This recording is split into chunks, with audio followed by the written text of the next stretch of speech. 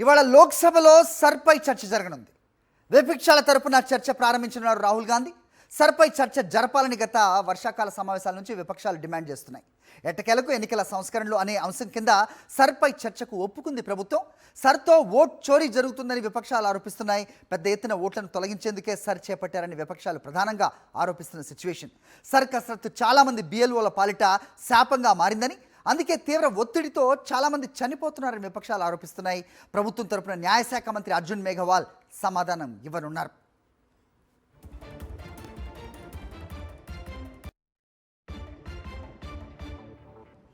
Right, ఇదే అంశంపై updates మా కరెస్పాండెంట్ వెంకటేష్ అడిగి మరిన్ని వివరాలు తెలుసుకునే ప్రయత్నం చేద్దాం. Is at Delhi. వెంకటేష్, చెప్పండి. సో ఎటకేలకు సర్పై చర్చ అని చెప్తున్నారు. సో చివరి వర్షాకాల సమావేశాల నుంచి డిమాండ్ చాలా గట్టిగా వినిపిస్తున్న నేపథ్యంలో ఇవాళ జరగబోయే సమావేశాలు ఏ రకంగా ఉండబోతున్నాయి?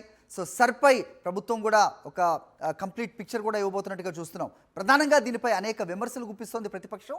దానికి సమాధానాలు ఎలా ఉండబోతున్నాయి, ఏంటి మీ దగ్గర ఇన్పుట్స్? తీవ్ర రాజకీయ వివాదంగా మారినటువంటి ఎస్ఐఆర్ పైన ఎట్టకేలకు ప్రభుత్వం చర్చకు ఒప్పుకుంది. సో ఈ రోజు మధ్యాహ్నం 12 గంటలకు లోక్సభలో చర్చ ప్రారంభం కాబోతుంది. ప్రతిపక్షాల తరపున రాహుల్ గాంధీ చర్చను ప్రారంభించబోతున్నారు. గత వర్షాకాల సమావేశంలో కూడా కాంగ్రెస్ సహా విపక్షాలన్నీ కూడా దీనిపైన చర్చకు జరపాలని పట్టుబట్టినప్పటికీ కేంద్రం ఒప్పుకోలేదు. దాని ఫలితంగా వర్షాకాల సమావేశాలన్నీ కూడా వాషౌట్ అయిపోయినటువంటి పరిస్థితి. ఆ తర్వాత జరిగినటువంటి బీహార్ ఎన్నికల్లో ఎన్డీఏ కూటమి గెలవడంతో ప్రభుత్వం కొంత డిఫరెంట్ టెక్స్ట్, ఎలక్షన్ రిఫార్మ్స్ అనేటువంటి టెక్స్ట్ పేరు మీద ఎస్ఐఆర్ పైన చర్చకు ఒప్పుకుంది. సో ఈ రోజు రెండు పక్షాల మధ్య కూడా రాజకీయ ఆరోపణలు ప్రత్యారోపణలు జరిగేటువంటి అవకాశం కనబడుతుంది. ఇప్పటికే 12 రాష్ట్రాల్లో ఎస్ఐఆర్ కొనసాగుతుంది. దాదాపు 50 కోట్ల మందికి సంబంధించినటువంటి ఓటర్ వెరిఫికేషన్ జరుగుతుంది.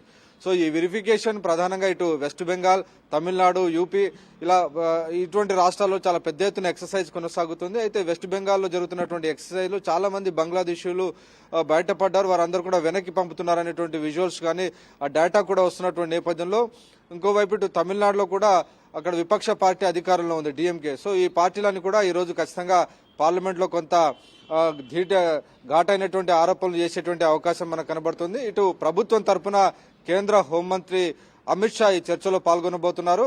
మొత్తం చేసేటువంటి చర్చకు సమాధానం కేంద్ర న్యాయశాఖ మంత్రి అర్జున్ రామ్ మేఘవాల్ సమాధానం ఇవ్వబోతున్నారు. నిజానికి ఎన్నికల సంఘానికి రాజ్యాంగం ప్రకారం article 324 section 21 of peoples representative active ప్రకారం, ఆర్పీ యాక్ట్ ప్రకారం ఎన్నికల సంఘానికి ఈ ఎన్నికల జాబితాను శుద్ధి చేసేటువంటి అధికారం ఉంది. సో ఓటర్కు సంబంధించినటువంటి జాబితాను కూడా వెరిఫై చేసి దాన్ని క్లీన్ గా చేసేటువంటి ఒక అధికారం ఉంది. అయితే ఈ ఎక్సర్సైజ్ చేసేటువంటి క్రమంలో దాదాపు 20-25 ఏళ్ల కిందట ఉన్నటువంటి లింక్ డాక్యుమెంట్స్ ఇవ్వడం కానీ ఆ సందర్భంగా ఉన్నటువంటి వారికి సంబంధించినటువంటి కనెక్షన్స్ ఇవ్వాలనేటువంటి పెట్టినటువంటి అంశం చాలా వివాదాస్పదంగా మారింది. సో గతంలో జాబితాలో లేనటువంటి వారికి సంబంధించినటువంటి లింక్ ఎలా ఎస్టాబ్లిష్ చేయగలం అనేటువంటి ఒక క్వశ్చన్ మార్క్ వస్తుంది. దాని ఫలితంగా దాదాపు బీహార్లో 65 లక్షల మంది ఓటర్లు తమ ఓటు హక్కు కోల్పోయారనేది ప్రధానంగా విపక్షాలు చేస్తున్నటువంటి ఆరోపణ.